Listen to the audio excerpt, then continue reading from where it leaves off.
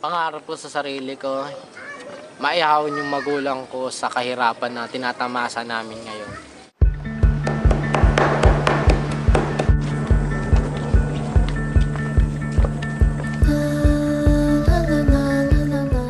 Grade 4 po ako noon nagsimula ako sa soup kitchen.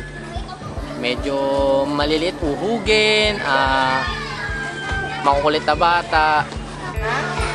At lumaki kayo mabait, nakikinig sa magulang, nakikinig sa teacher. Goal din nun ng soup kitchen, pumunta kami doon ng malinis, maayos.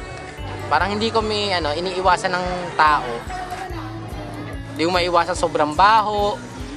Yung iba mga batang iyagit, syempre sa kalsada lang natutulog. Tapos pagkagising soup kitchen na doon na diretso agad, wala nang hilay-lamos, wala toothbrush, yun, wala ligo-ligo, doon na kagad yung diretso.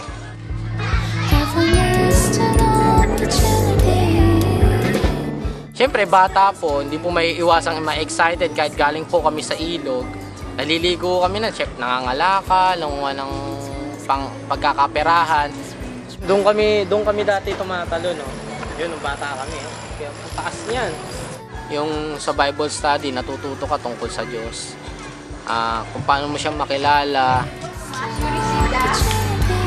You receive Jesus, di ba?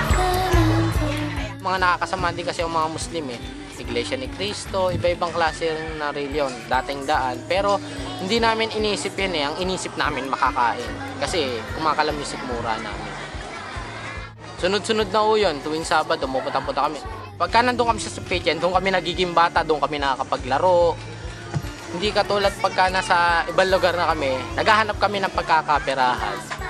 Isa rin akong scholar na soup kitchen. Nagsimula ako nung second year high school.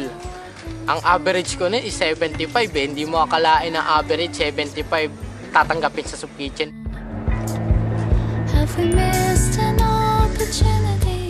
Nagkaroon ako ng pangarap na makatapos, magkaroon ng magandang grado ng grade sa school.